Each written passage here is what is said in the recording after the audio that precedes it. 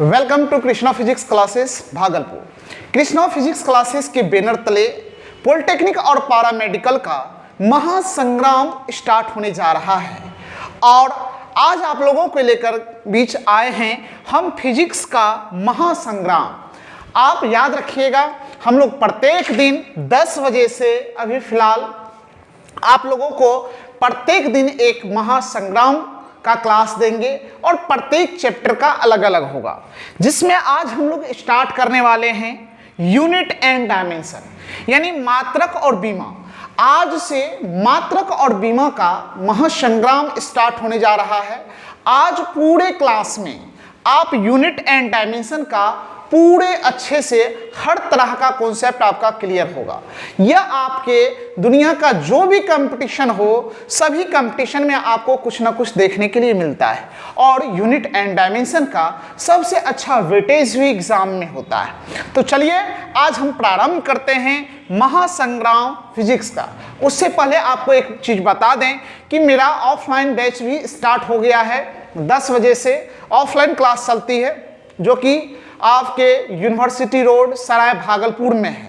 तो आप मेरे साथ ऑफलाइन क्लास यदि जुड़ना चाहते हैं पूरे डिटेल से पढ़ने के लिए, तो मेरा प्यारा सा ये मोबाइल नंबर याद रखिएगा। इस नंबर पर आप कॉल करके पूरी जानकारी प्राप्त कर सकते हैं, जो कि मेरा नंबर है 9128888878 पर आप आज ही कॉल करके पूरे डिटेल जानकारी प्राप्त कर सकते हैं कि फिजिक्स और केमिस्ट्री, मैथ, बायो जो भी सब्जेक्ट आपके कोर्स सिलेबस में है वो टोटल चीज़ की यहाँ पे पढ़ाई होती है। चलिए आज से हम स्टार्ट करने जा रहे हैं महामैराथन फिजिक्स का, और फिजिक्स में भी आज सबसे पहला हम यूनिट लेके आए हैं यूनिट एंड डायमेंशन, जो कि आपका सबसे अच्छा वेटेज भी होता है। तो अभी तक जो भी इस चैनल पे जुड़े हुए हैं वह मेरे चैनल को सब्सक्राइब कर लें और बेल आइकन बटन को दबा दें, ताकि आपको सबसे पहले नोटिफिकेशन मिल पाए। और आप प्लेलिस्ट में जा करके प्रत्येक चैप्टर का आपका बना होगा लिस्ट, उसमें जा करके एक एक वीडियो करके आप महामैराथन का देख सकते हैं, जिसमें आज सबसे पहला हम स्टार्ट करने जा रहे हैं आपका यूनिट एंड डायमेंशन। चलिए हम यूनिट और डायमेंशन की ओर बढ़ते हैं।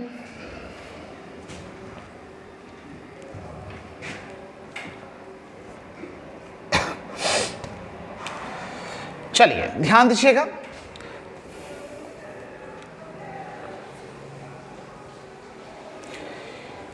यूनिट एंड डायमेंशन स्टार्ट करने से पहले आपको सबसे पहले फिजिकल क्वांटिटी के बारे में आपको जानना होगा कि फिजिकल क्वांटिटी क्या होता है। सबसे पहले हम फिजिकल क्वांटिटी के बारे में हम चर्चा करेंगे, फिर आपका जो मापक होता है, मापक क्या है, उसके बाद इसके क्या क्या सिस्टम होते हैं, किस तरह से हम लोग मेजरमेंट करते हैं, इसके एक एक बिंदुओं पे हम लोग चर्चा करेंगे।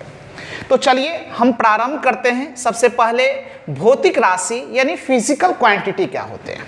तो फिजिकल क्वांटिटी, और एक चीज़ आप ध्यान में रखिएगा, ऐसे बच्चे जो इस वीडियो को आप देख रहे हैं तो आप इसको एस्केप कर करके आप इसको नोट बनाते हुए जाइएगा, या पीडीएफ इसका लेना चाहते हैं तो जो अभी इससे पहले स्क्रीन पे हम मोबाइल नंबर डाले थे या डिस्क्रिप्शन में जाकर आप देखिएगा तो आपको मोबाइल नंबर मिलेगा, उस पर आप मैसेज कर करके इसका पीडीएफ आप प्राप्त कर सकते हैं। तो आप यदि इस चैनल को ऑन किए हैं तो पूरा वीडियो देख करके जाइए और आपको बहुत अच्छा लगेगा और हर तरह का कॉन्सेप्ट आपका क्लियर होते चला जाएगा। चलिए हम लोग आगे बढ़ते हैं। सबसे पहले हम देखें कि भौतिक राशि होता क्या है। तो भौतिक राशि पदार्थ का वह गुण होता है, फिजिकल प्रॉपर्टीज ऐसे प्रॉपर्टीज होते हैं जिनका मापन किया जा सकता है, ऐसे प्रॉपर्टीज जिसके पदार्थ का ऐसा गुण जिसे हम क्या कर सकते हैं, माप सकते हैं, तथा उनकी माप को हम लोग क्या करते हैं, संख्या द्वारा प्रदर्शित किया जा सकता है, उसी को हम लोग क्या कहते हैं, भौतिक राशि। बात को समझिए कि भौतिक राशि ऐसी राशि होगा जिसको आप माप सकते हैं और किसी न किसी संख्या द्वारा व्यक्त कर सकते हैं, तो उसी को हम लोग क्या कहते हैं, भौतिक राशि। हर चीज भौतिक राशि नहीं हो सकता है। फॉर एग्जाम्पल के लिए आपको हम बता दें कि पहले फिजिकल क्वांटिटी के बारे में आप जानिए। तो जैसे आप द्रव्यमान को मेजर करते हैं, द्रव्यमान को, तो द्रव्यमान यदि मास को मेजर करेंगे तो आप क्या बोलिएगा 5 kg। तो 5 kg को एक संख्या के द्वारा हम व्यक्त कर सकते हैं। तो ये जो मास है ये एक क्वांटिटी है, इस क्वांटिटी को हम फिजिकल क्वांटिटी कह सकते हैं।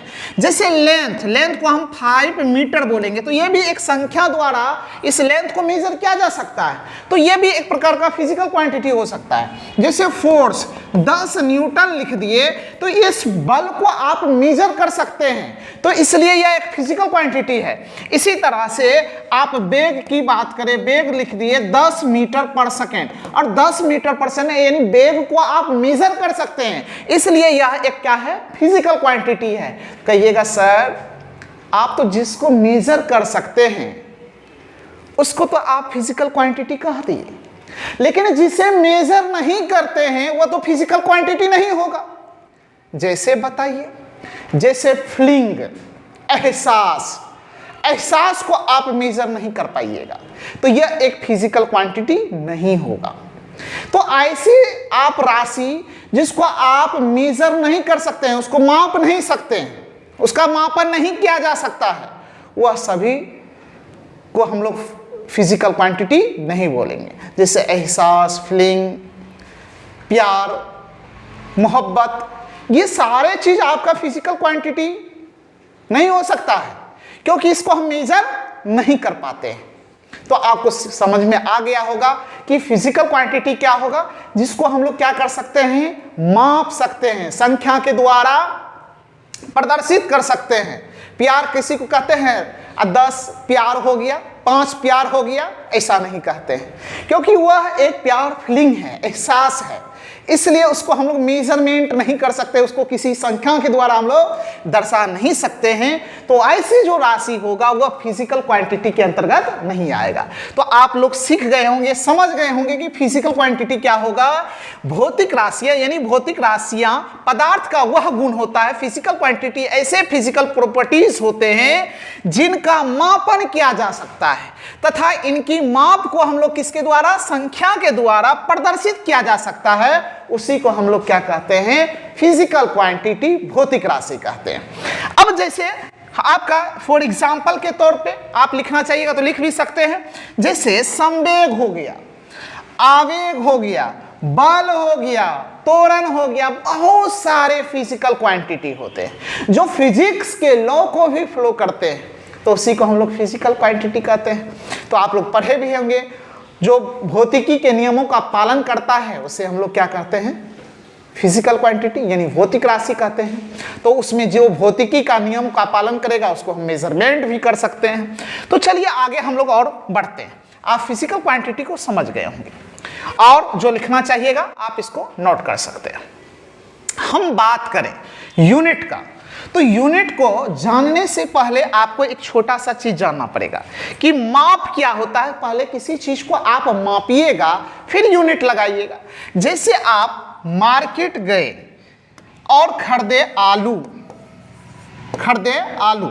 और आलू खरीदे आप 5 kg, कितना खरीदे 5 kg, 5 kg आप आलू खरीदे। अब इसमें से देखिए यहां पे आप 5 एक संख्या है यानी नॉमरिकल वैल्यू है, नॉमरिकल वैल्यू, और ये केजी जो देख रहे हैं ये आपका यूनिट है।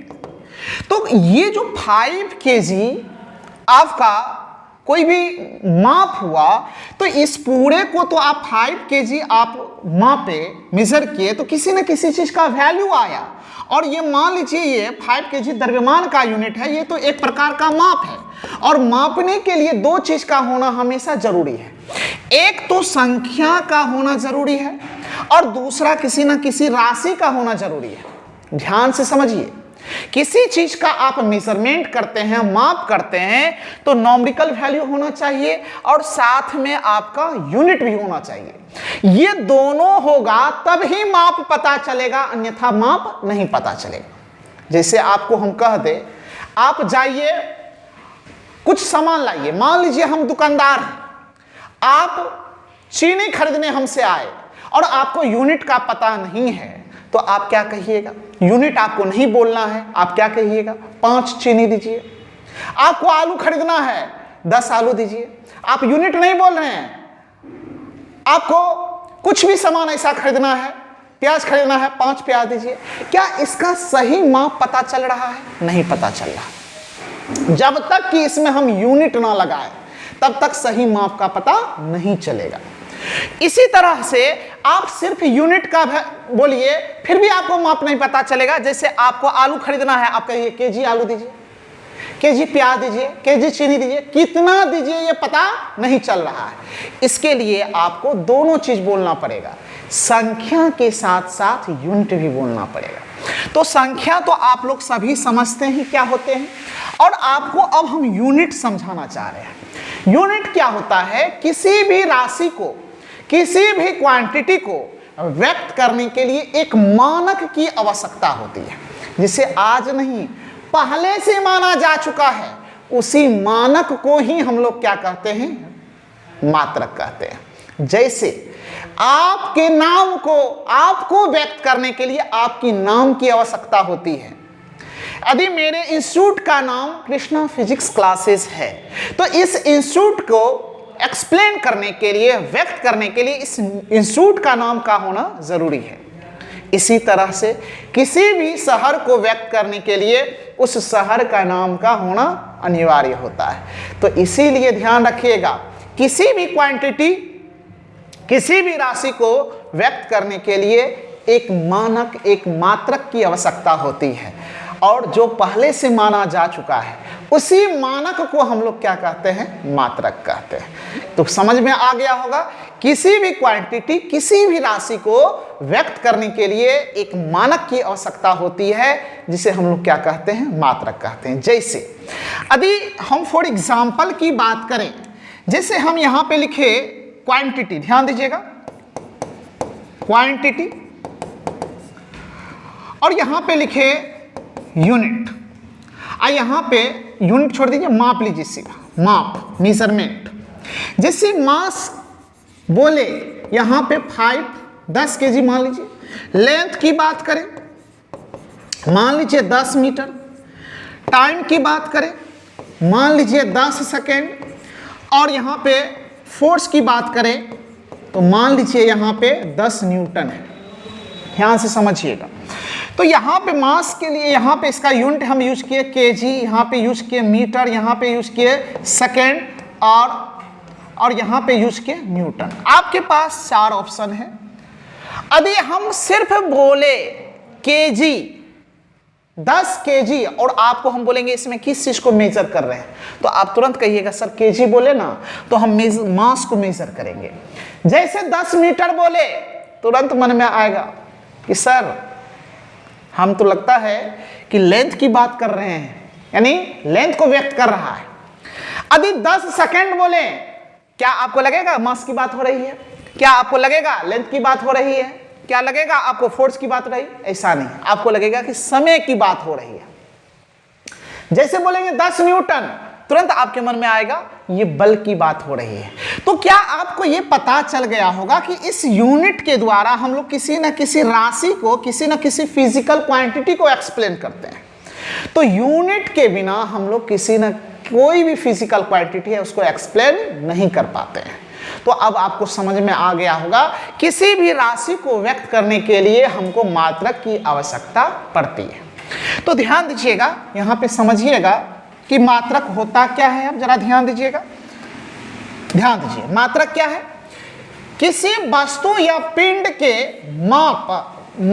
मानक, मापन की इकाई को मात्रक कहते हैं।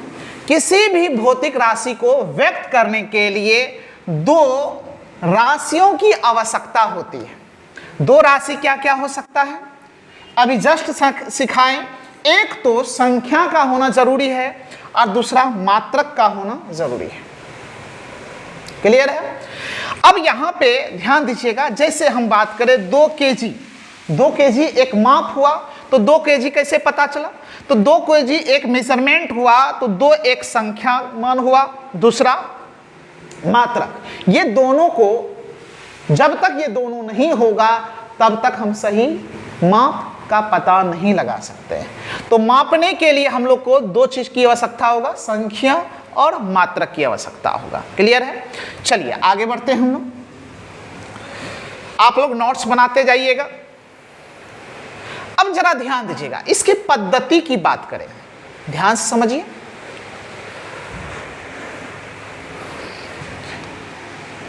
ध्यान दीजिएगा, मापन या मात्रक की पद्धति, जिस तरह से आप एक ही व्यक्ति होंगे लेकिन आपका एक दो नाम हो सकता है।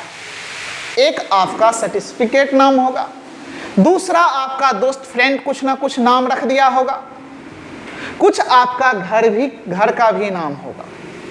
इसी तरह से किसी भी राशि का, कोई भी राशि हो, कोई भी फिजिकल क्वांटिटी हो, उसको अलग अलग तरीका से, उसको अलग अलग सिस्टम में मापा जा सकता है। जैसे द्रव्यमान है तो इसको क्या क्या चीज में आप माप सकते हैं, जरा सोचिए। द्रव्यमान है तो आप किलोग्राम में माप सकते हैं, उसको ग्राम में माप सकते हैं, उसको पाउंड में मेजर कर सकते हैं। तो राशि एक ही है लेकिन मापने का तरीका क्या है, अलग अलग। तो राशि एक हो सकता है, उसके पद्धति अलग हो सकते हैं। जैसे आज ये SI, CGS, FPS की बात करते हैं, लेकिन प्रारंभिक दौर में जो मापन होता था, जब मान लीजिए आदि मानव काल में हम लोग होंगे, फिर धीरे धीरे ज्ञान हुआ होगा, तो प्रारंभिक दौर में जो मापन चला था वो किसी न किसी बर्तन की सहायता से, कोई खास कंस्ट्रक्शन होता था, उसी बर्तन की सहायता से हम किसी को कोई सामान देते थे, उसके बदले कोई सामान लेते थे। इस तरह से प्रारंभिक दौर में मात्रक चला। फिर कुछ ना कुछ क्षेत्रीय मात्रक पद्धति आया, जो कि हर एक क्षेत्र का अलग अलग यूनिट। जैसे हम लोग दूध को मेजर करते हैं, कहते सेर, पथा। द्रव्यमान को मापते हैं, अरहिया, पसेरी, मोन, कुंटल। ये सब एक प्रकार का क्षेत्रीय यूनिट होता है। ये सब द्रव्यमान का ही यूनिट है, लेकिन यह एक क्या है, क्षेत्रीय यूनिट।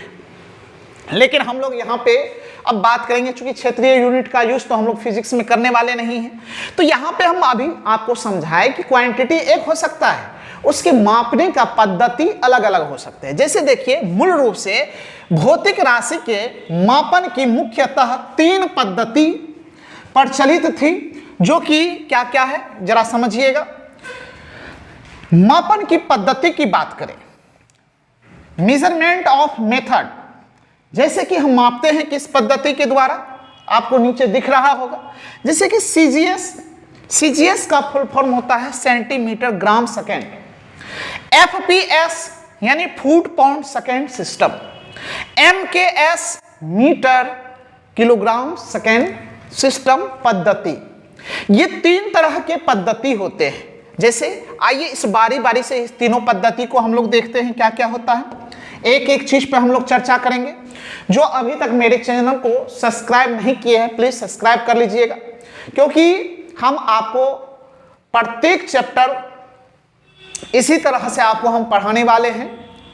और इसके डिटेल पढ़ाई चाहते हैं तो मेरा ऑफलाइन क्लास आप भागलपुर में सराय अंतर्गत यूनिवर्सिटी रोड में काली मंदिर के जस्ट आगे मेरा क्लास चलती है, वहां आ करके आप ऑफलाइन क्लास ज्वाइन कर सकते हैं। उसमें और फुल डिटेल से आपको हम पढ़ाएंगे। चलिए ध्यान दीजिएगा। सबसे पहले हम बात करें सीजीएस सिस्टम। तो सीजीएस सिस्टम में क्या होता है, सी मतलब होता है सेंटीमीटर, यानी लंबाई को हम सेंटीमीटर में मेजर करेंगे, और जी मतलब होता है ग्राम। और ग्राम जो होता है, इसके लिए हम द्रव्यमान यानी मास के लिए यूज ग्राम करेंगे। और एस मतलब होता है सेकेंड, समय के लिए हम लोग सेकेंड यूज करेंगे।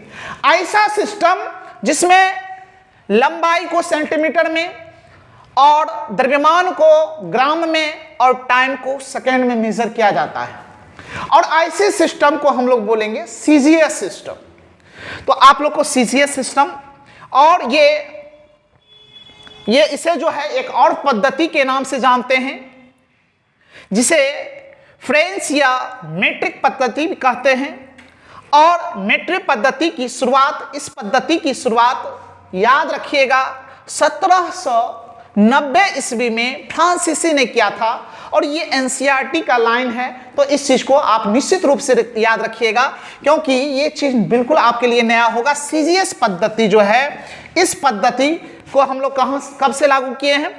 1790 ईस्वी में, और ये फ्रांसीसी द्वारा इसको लागू किया गया था। आगे बढ़ते हैं हम लोग, तो ये याद रखिएगा, फ्रांसीसी द्वारा। अब यहां पे बात करें एफपीएस सिस्टम। एफ मतलब होता है फुट, पी मतलब होता है पाउंड, एस मतलब होता है second, foot pound second system. यह एक ऐसा सिस्टम होता है जिसमें मास को पाउंड में मेजर करेंगे, उसके बाद लेंथ को फुट में, टाइम को सेकेंड में। तो ऐसे सिस्टम को एफपीएस सिस्टम कहेंगे, जिसमें हम लोग लंबाई के लिए फुट का यूज करते हैं।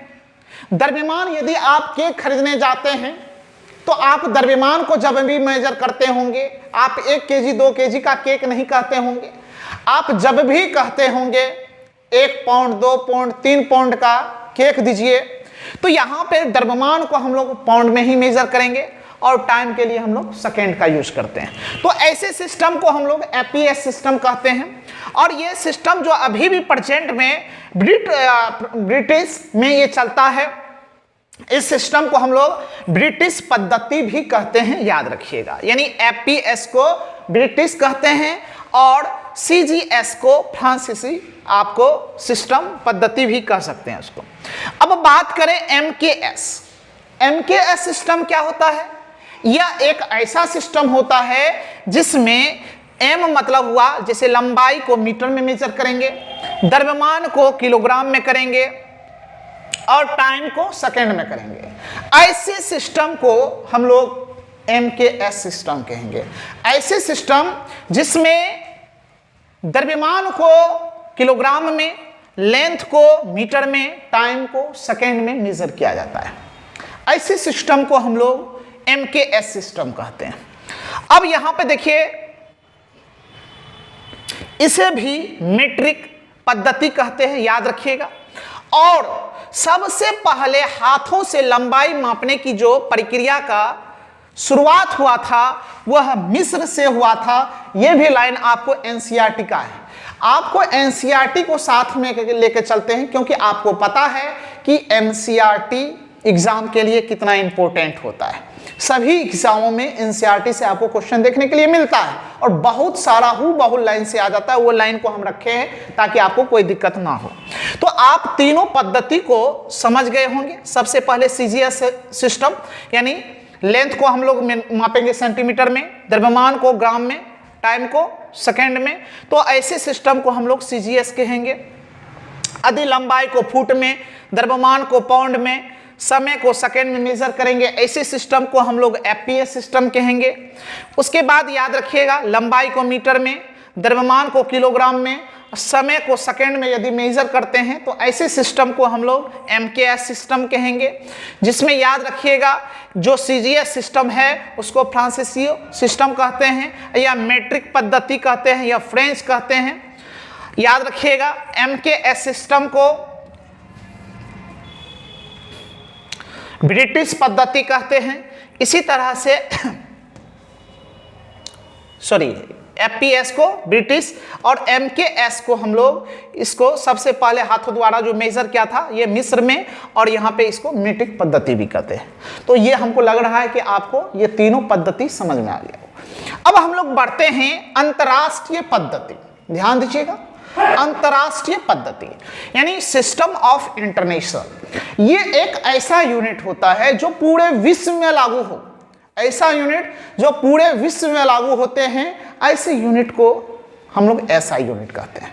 या ऐसा यूनिट जो अंतर्राष्ट्रीय स्तर पे लागू होते हैं, ऐसे यूनिट को हम लोग एसआई यूनिट कहते हैं। याद रखिएगा।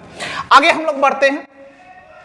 सन 1971 ईस्वी में फ्रांस की राजधानी पेरिस में माप तौल विभाग के अंतर्राष्ट्रीय अधिवेशन में एसआई पद्धति को मान्यता मिला। याद रखिएगा, 1971 में।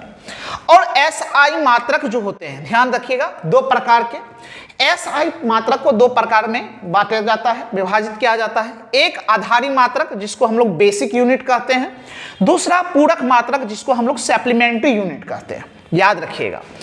इसकी संख्या जो बेसिक यूनिट होते हैं इसकी संख्या 7 होते हैं, जरा ध्यान दीजिएगा सातों पर। और यहां सप्लीमेंट्री यूनिट दो प्रकार के होते हैं, एक प्लेन एंगल, दूसरा सॉलिड एंगल। प्लेन एंगल जिसका यूनिट हम लोग रेडियन यूज करते हैं, सॉलिड एंगल जिसका हम लोग यूनिट एसटी रेडियन यूज करते हैं। चलिए आगे बढ़ते हैं। आधारिक मात्रक क्या होता है, बेसिक यूनिट क्या होते हैं। बेसिक यूनिट आप देख रहे होंगे, जो कि बेसिक यूनिट जैसे देख लीजिए, आपको स्क्रीन पे दिख रहा होगा। 7 प्रकार के बेसिक यूनिट होते हैं। आप इसको नोट्स भी बना सकते हैं, इसको लिख सकते हैं या स्क्रीनशॉट ले लीजिए। जैसे लंबाई है, लंबाई को मीटर में मेजर करते हैं और इसके लिए संकेत m यूज करते हैं, लेंथ है तो l लिखते हैं। इसी तरह से द्रव्यमान है, द्रव्यमान को किलोग्राम में मेजर करते हैं, इसका यूनिट संकेत kg होता है। और इसका बीमा के लिए, डायमेंशन के लिए ये कैपिटल M। अब डायमेंशन क्या होता है इसको चर्चा हम आगे करेंगे, अच्छे से करेंगे। और समय के लिए सेकंड यूज करते हैं, S इसके लिए डायमेंशन T यूज करते हैं। ताप इसके लिए हम लोग केल्विन यूज करते हैं, उसका संकेत K होता है। और बीमा के लिए हम लोग K यूज करते हैं। धारा एम्पियर और इसका संकेत ये होता है। और बीमा के लिए हम लोग ए यूज करते हैं। बीमा क्या होता है, जो 10th क्लास वाले होंगे उसको पता भी नहीं चलेगा, हम आगे नेक्स्ट इसी क्लास में हम आगे आपको बताने वाले हैं। ज्योति तीव्रता कैंडेला CD लिखते हैं और इसके लिए हम लोग C यूज करते हैं। और पदार्थ की मात्रा मोल और इसके लिए हम लोग डायमेंशन N यूज करते हैं। ये कुछ बेसिक बातें थे, इस चीज को आप लोग को याद रखना है। अब बात करें हम लोग पूरक मात्रक। पूरक मात्रक हम बताएं plane angle, solid angle. Plane angle क्या होता है, जो 2 दिशाओं से बनने वाले जो कोण होते हैं उसको प्लेन एंगल कहते हैं। 3 दिशाओं से बनने वाले कोण को हम लोग सॉलिड एंगल कहते हैं। तो यहां पे प्लेन एंगल के लिए हम लोग यूज करते हैं रेडियन, RAD संकेत यूज करते हैं। सॉलिड एंगल ठोस कोण के लिए हम लोग ST रेडियन, इसको SR भी हम लोग लिखते हैं। तो ये आप समझ गए होंगे पूरक मात्रक और आधारी मात्रक आप लोग का क्या है। अब देखिए, समय जो होता है वह सापेक्षिक राशि नहीं है, ये रिलेटिव यूनिट नहीं है, क्वांटिटी नहीं है, क्योंकि समय किसी अन्य भौतिक राशि पर निर्भर नहीं करता, इस चीज को याद रखिएगा। अब हम बात करते हैं, एक यूनिट है जिसका नाम है व्युत्पन्न मात्रक। व्युत्पन्न मात्रक एक ऐसा यूनिट होता है जो किसी दूसरे मात्रक पर निर्भर करता है। तो दूसरे मात्रक पर जो यूनिट निर्भर करेगा, ऐसे राशि को हम लोग व्युत्पन्न राशि कहते हैं। जैसे आप समझिए, जैसे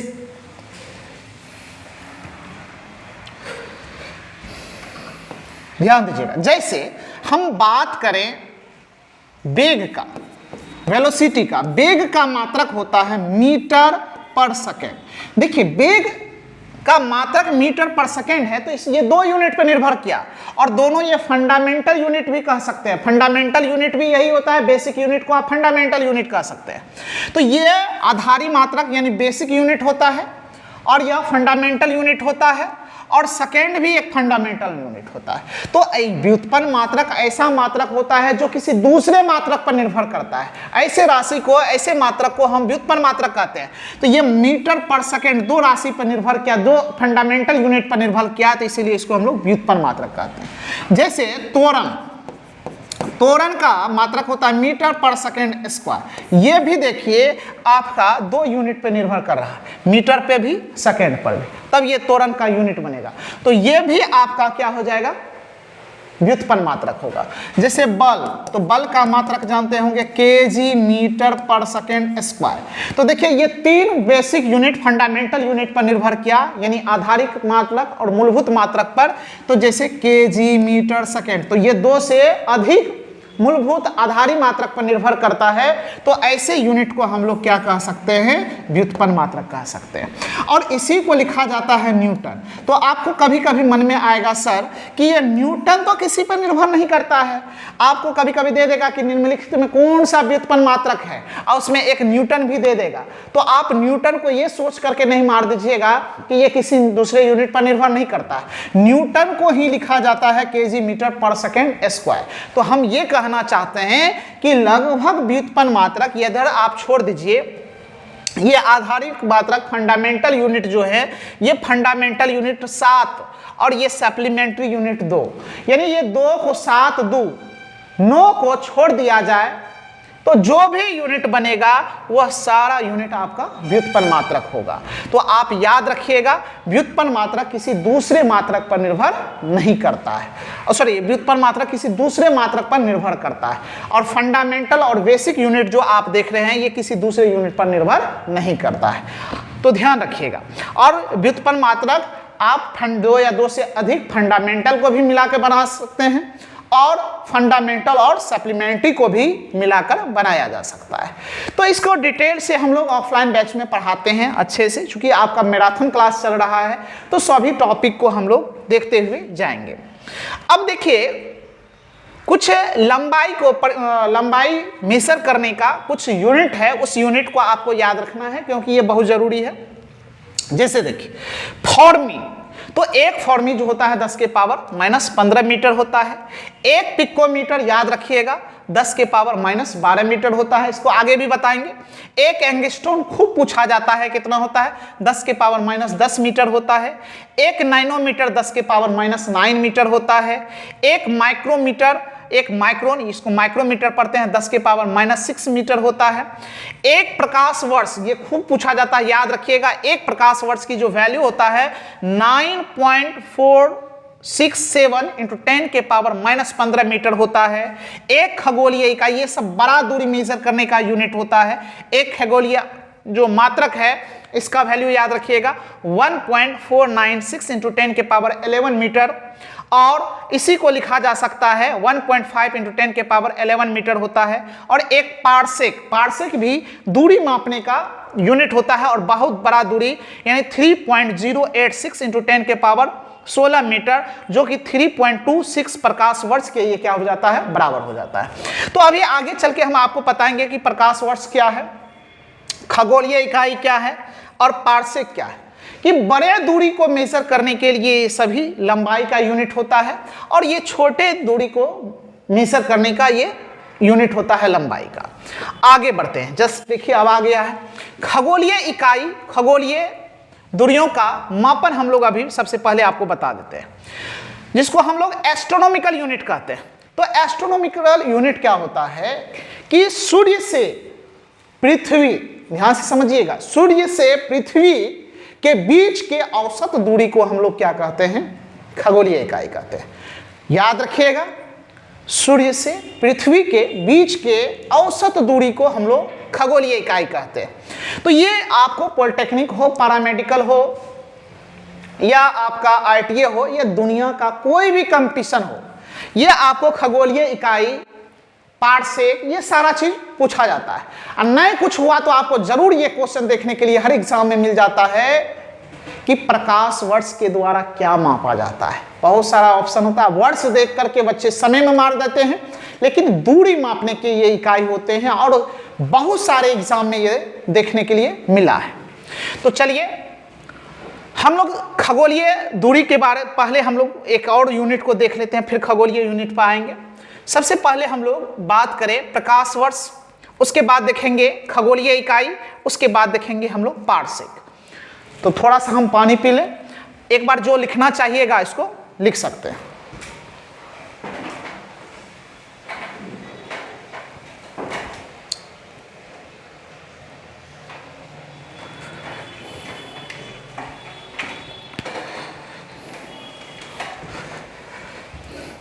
चलिए आइए स्टार्ट करते हैं आगे।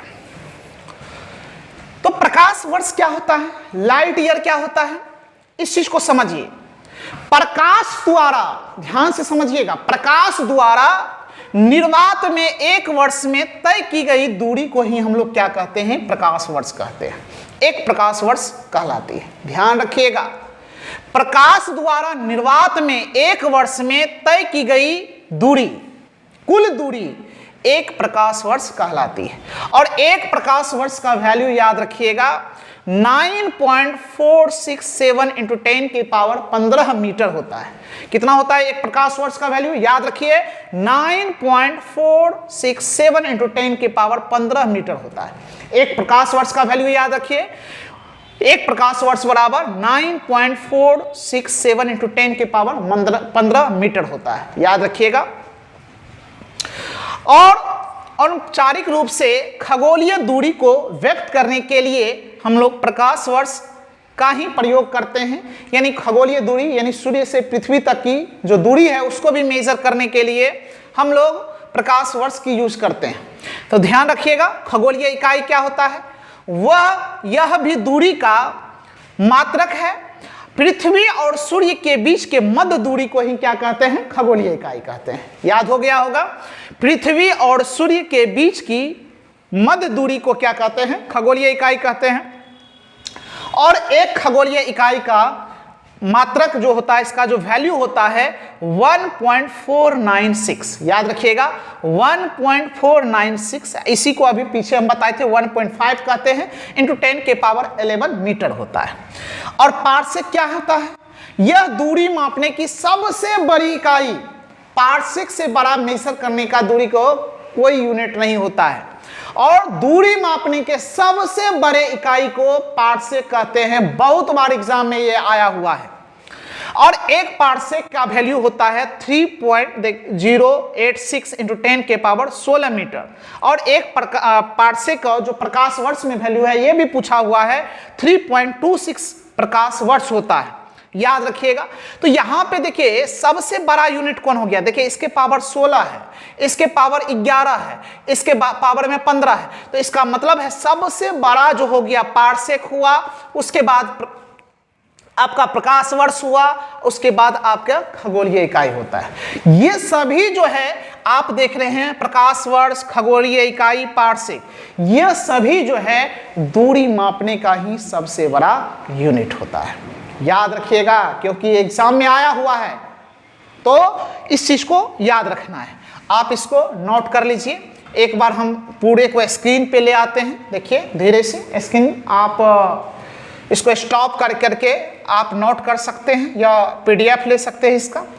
अब जरा देखिए, प्रदीप्त की इकाई लक्स होता है और प्रदीप पुंज की इकाई ल्यूमेन होता है। यह भी दोनों पॉइंट आपको याद रखना है।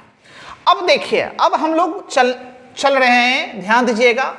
10 की विभिन्न घातों के जो 10 के घात होते हैं, उनके हम लोग संकेत यूज करेंगे, देखेंगे, और उसका क्या हम लोग संकेत, उसके पावर क्या होते हैं, ये सारे चीज को यहां पे देखेंगे। तो सबसे पहले हेडलाइन ये दे दीजिए। अब आइए हम इसके संकेत और सारे चीज की बात करते हैं। उपसर्ग, सिंबल और पावर ऑफ 10, कितना 10 के लिए हम लोग पावर के लिए लेते हैं। तो देखिए, हम बात करें सबसे पहले एलेक्सा, और एलेक्सा को हम लोग संकेत में ई लिखते हैं और इसको 10 के पावर 18 लिखते हैं। उसके बाद देखिए, सब संकेत आपको याद रखना है। पेटा, पेटा को हम पी लिखते हैं, 10 के पावर 15 लिखते हैं। प्लस में याद रखिएगा, टेरा, टेरा को टी लिखते हैं, 10 के पावर 12 प्लस 12 होता है इसका। गीमा, गीमा को कैपिटल जी लिखते हैं, 10 के पावर 9 हो जाता है। मेगा को एम लिखते हैं, 10 के पावर 6। किलो सभी को पता है, के लिखते हैं संकेत में, 10 के पावर 3। उसके बाद हेक्सो, हेक्सो को एच लिखते हैं, 10 के पावर 2। अब देखिए, यहां से ये तो प्लस वाला सारा चीज था, अब हम लोग माइनस वाले की चर्चा करते हैं। ध्यान रखिएगा, माइनस में क्या होगा, जैसे डेका, डेका को डी ए लिखते हैं, 10 के पावर 1, ये प्लस में है। डेसी, डेसी के लिए डी यूज करते हैं, 10 के पावर -1। सेंटी, सेंटीमीटर में क्या होता है, 10 के पावर -2 मीटर, सी लिखते हैं, और सीएम भी लिख सकते हैं। या मिलीमीटर, एम, 10 के पावर -3। माइक्रो को एम लिखते हैं, 10 के पावर -6। नैनो को एन लिखते हैं, 10 के पावर -9। पिको को पी लिखते हैं, 10 के पावर -12। फेंटो को आप एफ लिखते हैं, 10 के पावर -15। और यहां पे देखिए, एटो को ए लिखते हैं, 10 के पावर -18। तो ये सभी आपके 10 के घात वाले वैल्यू हैं। आप इसका स्क्रीनशॉट ले लीजिए, या आप इसको नोट कर लीजिए अपने नोटबुक में। चलिए आगे बढ़ते हैं। अब यहां पे मात्रक, चूंकि चैप्टर का नाम दिए थे यूनिट एंड डायमेंशन, तो आप अभी तक यूनिट के बारे में चर्चा कर रहे थे। अब डायमेंशन क्या होता है, सबसे पहले हम डायमेंशन की यहां पे बात कर देते हैं। चलिए हम थोड़ा सा अलग से इसको सिखाने का कोशिश करते हैं। चलिए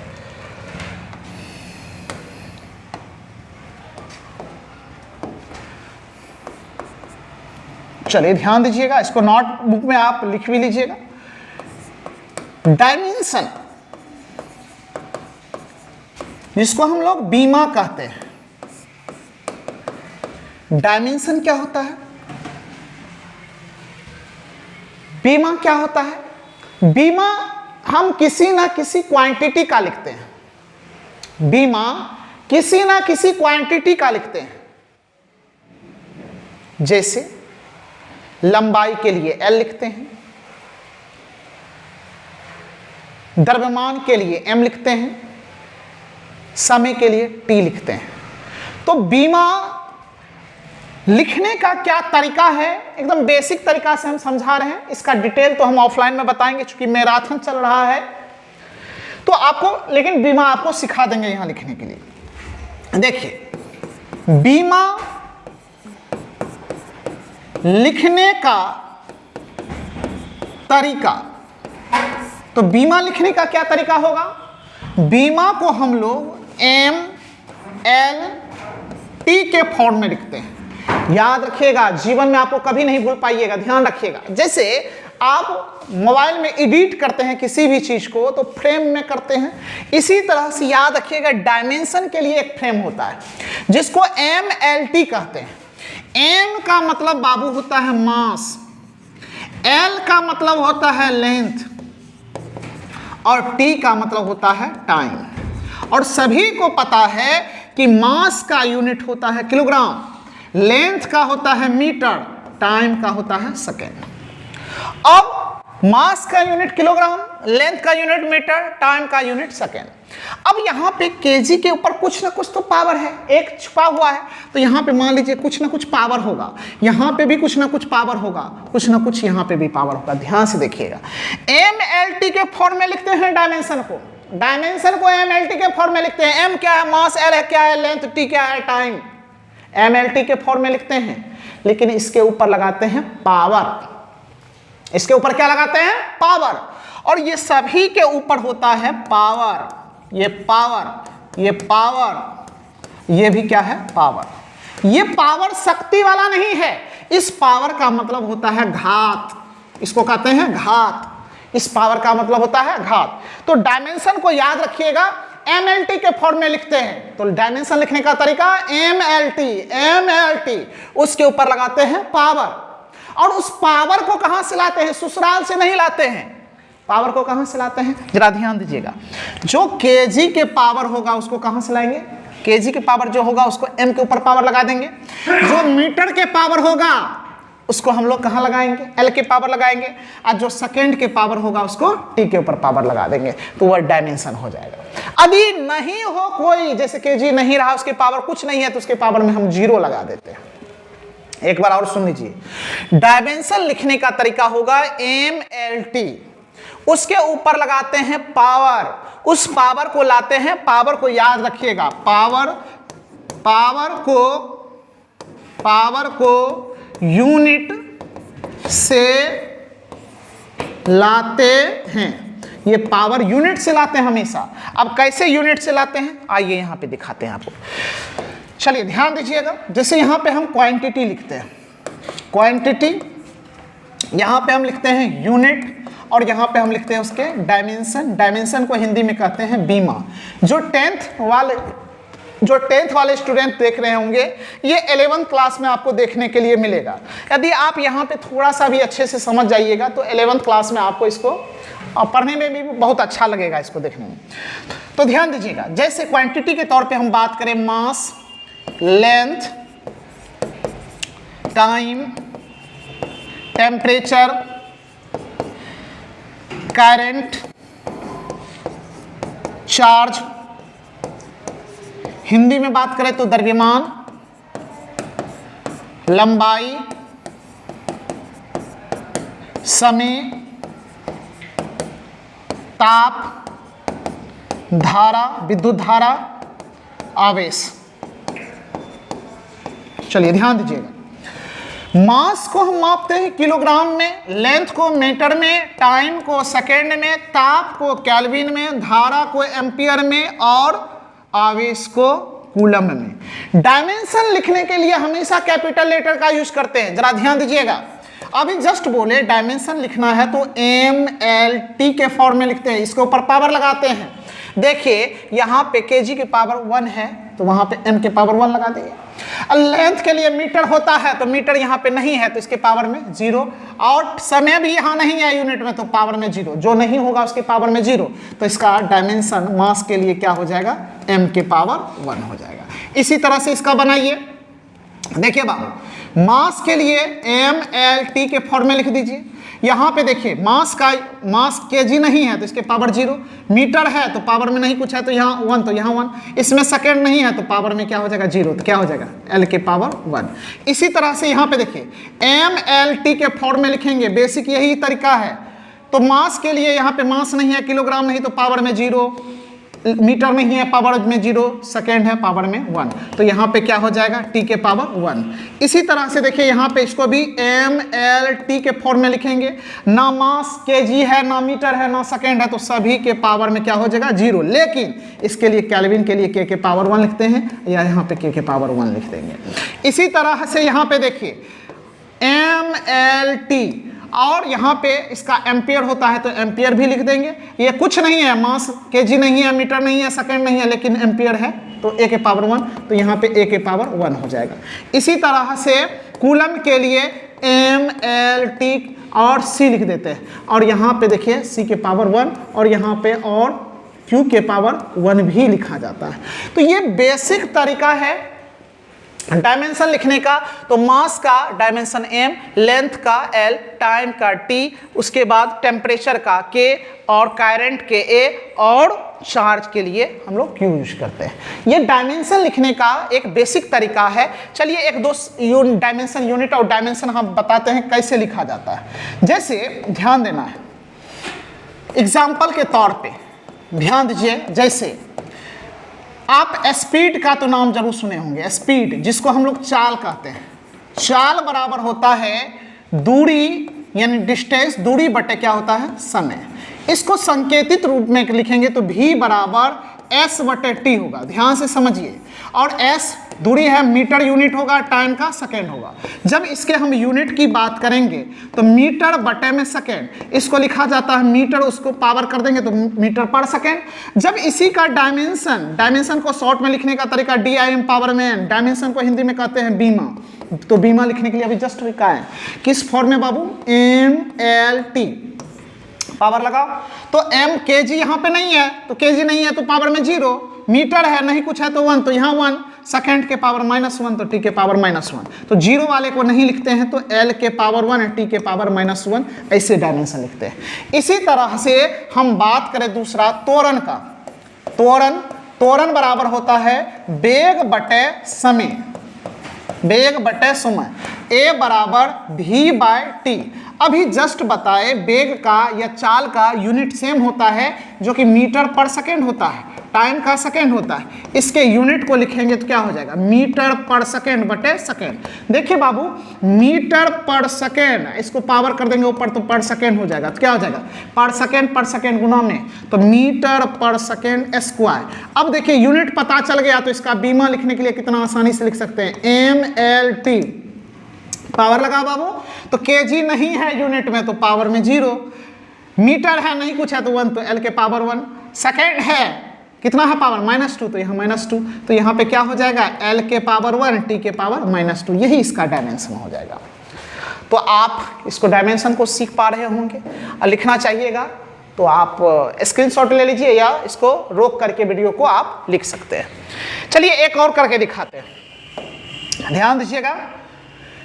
जैसे फोर्स जिसको हिंदी में कहते हैं बल, तो बल बराबर होता है फॉर्मूला द्रव्यमान गुना त्वरण। देखिए बाबू यहाँ पे फोर्स को F लिखते हैं, F बराबर m इंटू ए, F बराबर m है। मास का यूनिट होता है किलोग्राम, लेंथ का होता है मीटर पर सेकेंड स्क्वायर। यूनिट लिखना चाहेंगे बताइए, kg हो गया इंटू मीटर पर सेकेंड, इसी को तो प्यार से न्यूटन बोलते हैं, न्यूटन।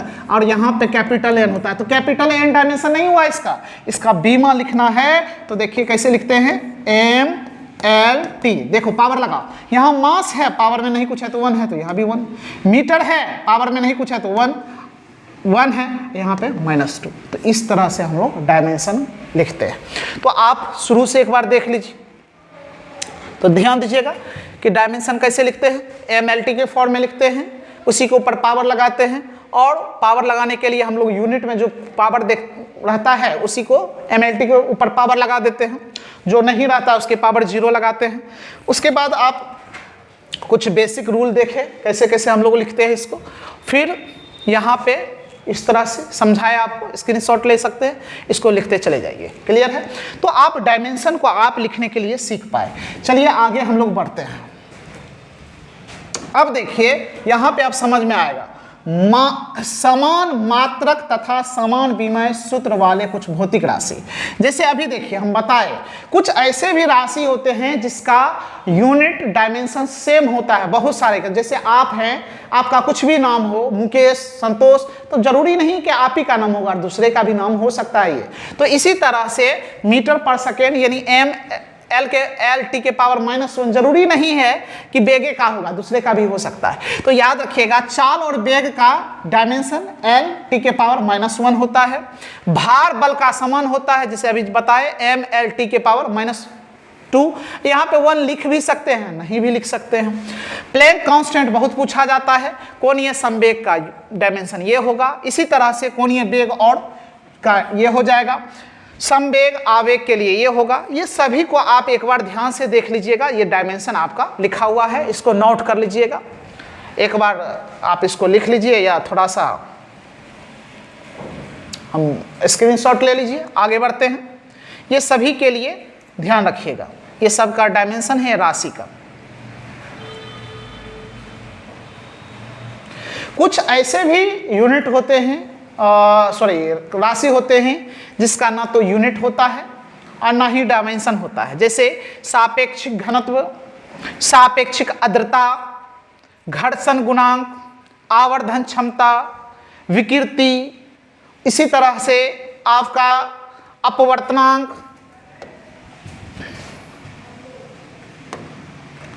अपवर्तनांक,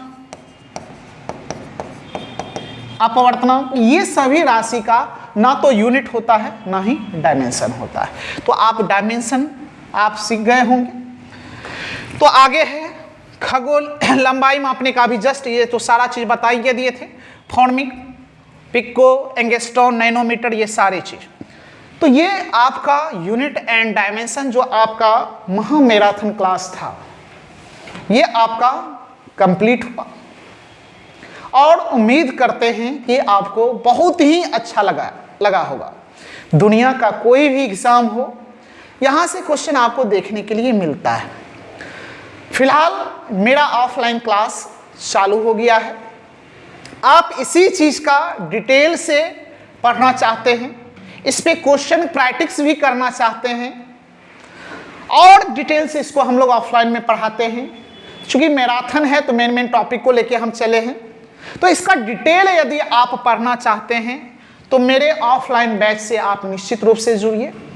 और ये ऑफलाइन बैच स्टार्ट हो गया है और आगे भी 1-2 बैच स्टार्ट होगी। तो इसका कोई भी विशेष जानकारी आप polytechnic, paramedical, ITI, BSc nursing, BSc agriculture के लिए प्राप्त करना चाहते हैं तो मेरा मोबाइल नंबर है 9128887878 पर संपर्क करके आप प्राप्त कर सकते हैं। यदि ये PDF आपको प्राप्त करना चाहते हैं तो इसी नंबर पे मेरा WhatsApp भी बना हुआ है, इस पे आप इस चैप्टर का नाम लिख करके आप मैसेज कर दीजिएगा तो आपको हम PDF इसका दे देंगे आप यहाँ से नोट्स बना सकते हैं, लेकिन इससे भी डिटेल आपको ऑफलाइन में देखने के लिए मिलता है, क्योंकि आपको ये एक क्लास में हम ख़त्म कर दिए, लेकिन इसको कम से कम 5-6 क्लास लगता है इसको पूरे को पढ़ाने में फुल डिटेल के साथ। तो उम्मीद करते हैं कि आप इस पूरे वीडियो को अच्छे से देखे होंगे और अच्छा भी लगा होगा।